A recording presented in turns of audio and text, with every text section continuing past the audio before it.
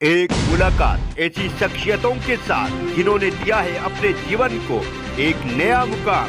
रूबरू कराएंगे ऐसी कुछ हस्तियों के साथ एक खास शख्सियत के साथ मुलाकात जयदेव पटेल के साथ नंबर 1 इंडिया न्यूज पर।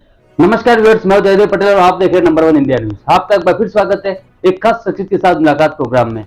आज का प्रोग्राम मैं महाराष्ट्र की राजधानी मुंबई से कर रहा हूं और आज हमारे साथ खास मेहमान है भारत सरकार में आवास और शहरी मंत्रालय के राज्य मंत्री कौशल किशोर। कौशल किशोर जी, आपका बहुत बहुत स्वागत आज हमारे प्रोग्राम में। धन्यवाद, आपको बहुत बहुत धन्यवाद जी। कौशल किशोर जी, आपसे हमारा पहला सवाल है कि मौलाना महबूब मदनी ने बयान दिया कि इस्लाम भारत में रहा है और भारत का पुराना धर्म है, कई बार से नहीं आया है, इसको कैसे देखते हैं आप? या तो उनको इतिहास के बारे में जानकारी नहीं है या इस्लाम धर्म की उत्पत्ति कहाँ हुई और इसके बारे में उनको कितना ज्ञान है ये मैं नहीं जानता। लेकिन इतने युद्ध हुए हैं, इस्लाम में कौन लोग पहले आए, कितने लोग हिंदुस्तान के अंदर आए, ये सब बाकायदा लिखा पढ़ी में इतिहास बताता है। तो मौलाना मदनी जी को ये बात नहीं कहनी चाहिए। सबसे पुराना धर्म सनातन धर्म है और सनातन धर्म पूरी दुनिया का सबसे पुराना धर्म है।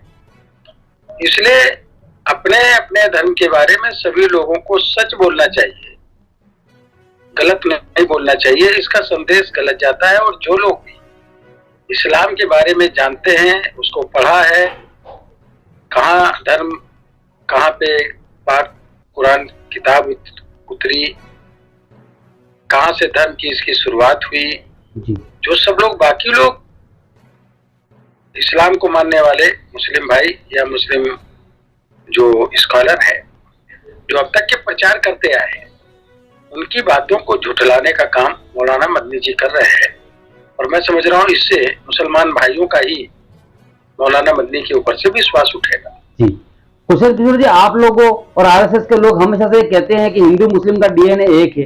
काफी लोग भय से कन्वर्ट हो गए, लेकिन मदनी ने इस बात को क्लियर कर दिया कि कोई कन्वर्जन नहीं हुआ, इस्लाम भारत का सबसे पुराना धर्म है। देखिए, इस पर मैं कोई बहस नहीं करना चाहता जी। मगर इस्लाम को अगर बताएं तो आप देखें कि हिंदुस्तान के अंदर बड़े पैमाने पे लोग कन्वर्ट हुए। इसीलिए यहाँ पठान है, सैयद हैं, यहाँ पर किदवई हैं, यहाँ पर सिद्दीकी हैं, यहाँ पर अंसारी हैं। ये कौन है ये लोग? ये सब लोग कन्वर्टेड, ये हिंदू रहे हैं जो कन्वर्ट होकर के इस्लाम को ग्रहण करने का काम किया। कैसे किया, ये कालांतर की बात है। किस तरीके से उन लोगों ने ग्रहण किया या कराया गया, जो भी रहा। और इसीलिए देखिए, हिंदुस्तान में मुसलमानों में जातिवाद शुरू जी।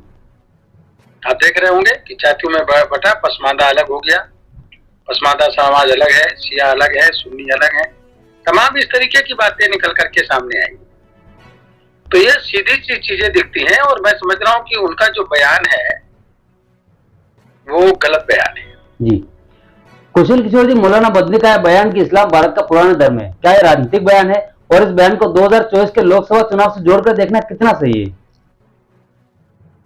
देखिए, जब इस्लाम ही खुद कहता है, खुद मुसलमान भाई कहते हैं कि इस्लाम धर्म 1400 साल पुराना है,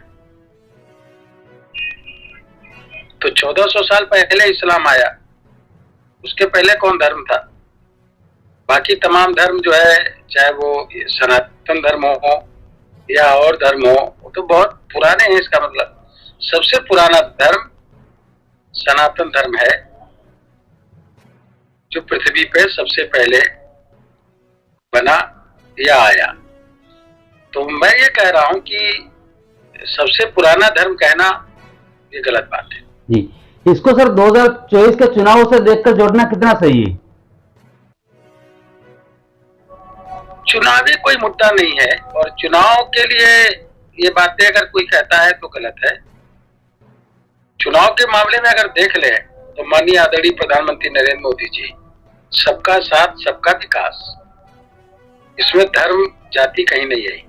जी। फिर सबका विश्वास, जो लोग विश्वास नहीं करते भाजपा पर या माननीय नरेंद्र मोदी जी पर, उनका सबका विश्वास अर्जित करने का उन्होंने प्रयास के लिए बोला है।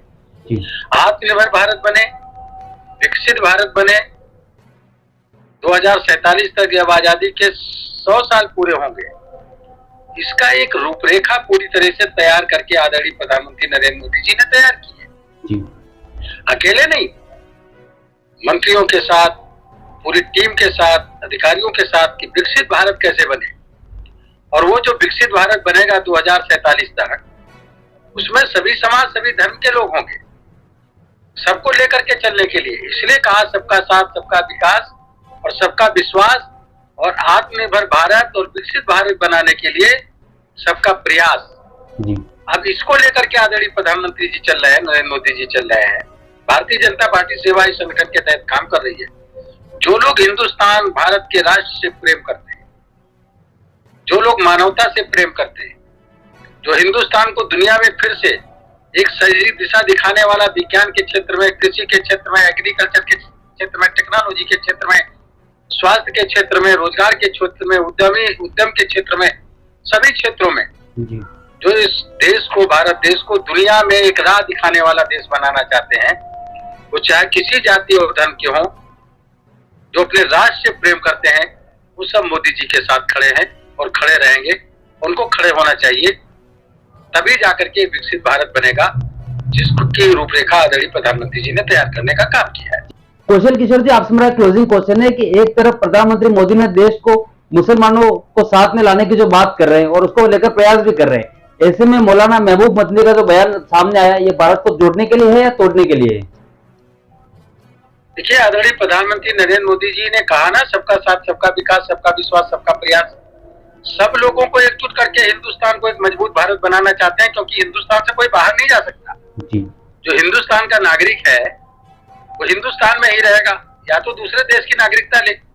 तो विकसित भारत बनाने के लिए, आत्मनिर्भर भारत बनाने के लिए सभी को साथ में लेके चलने की बात आदरणीय प्रधानमंत्री नरेंद्र मोदी जी केवल बात नहीं कर रहे हैं, उसको जमीन पर उतारने का काम भी कर रहे हैं, उसकी योजनाओं को लागू करने का पूरी तरीके से काम कर रहे हैं। अब ये मदनी साहब का जो बयान है, डर पैदा हुआ है, उनको डर पैदा हो गया कि ऐसा ना हो कि मोदी जी ने जो 51,000 लड़कियों की शादी के लिए अलग से भी उनको कह दिया कि लड़कियों, मुस्लिम लड़कियों के लिए 51,000 रुपए शादी में देने का काम किया जाएगा, पढ़ाई के लिए उनका इंतजाम किया जाएगा, मुसलमानों के बच्चों को देश की मुख्य धारा से जोड़ने का काम किया जाएगा, उनके लिए भी सब पूरी तरीके से इंतजाम किए जाएंगे। इसीलिए सबका साथ, सबका विकास और सबका विश्वास, सबका प्रयास के लिए बात की आदरणीय प्रधानमंत्री जी ने। मेक इन इंडिया के तहत आत्मनिर्भर भारत और विकसित भारत के लिए इससे डर पैदा हो रहा है कि जिन मुसलमानों को भाजपा के नाम पे डराया जाता था, कहीं ऐसा ना वो मुसलमान मोदी जी पर विश्वास करके, कमल पर बटन दबा करके एक तरह मोदी जी को वोट ना दे दे, बीजेपी को वोट ना दे दे।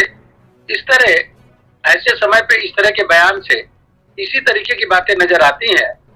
और मैं समझ रहा हूं कि मुसलमान भाई जो भी ईमानदार है, जो ईमान पर विश्वास करता है, तो ईमान का मतलब है जो पड़ोसी साथ दे रहा है पहले उसका ध्यान दो, उसकी मदद करो, जो आपके लिए काम कर रहा है उसके साथ खड़े हो। इस्लाम कहता है कि कोई भी इंसान, ये नहीं कहा कि मुसलमान, जो भी इंसान ईमान के रास्ते पे चल रहा है, आप उसके साथ खड़े हो, उसकी मदद करो, ईमान की रक्षा करो। आज आदरणीय प्रधानमंत्री नरेंद्र मोदी जी पूरी ईमानदारी से देश के निर्माण के लिए काम कर रहे हैं। किसानों, गरीबों, मजदूरों, सभी धर्म के लोगों को जो किसी भी तरीके से गरीब है, वंचितों के लिए पूरी ईमानदारी से काम कर रहे हैं, देश के निर्माण के लिए काम कर रहे हैं, वतन के लिए काम कर रहे हैं। निश्चित तरीके से जो सच्चा मुसलमान होगा वो भारतीय जनता पार्टी को कमल पर बटन दबा के वोट देगा और मोदी जी को फिर से प्रधानमंत्री बनाकर काम करेगा। जी, कुशल जी, आपने हमारे लिए समय निकाला, उसके लिए आपका बहुत बहुत धन्यवाद।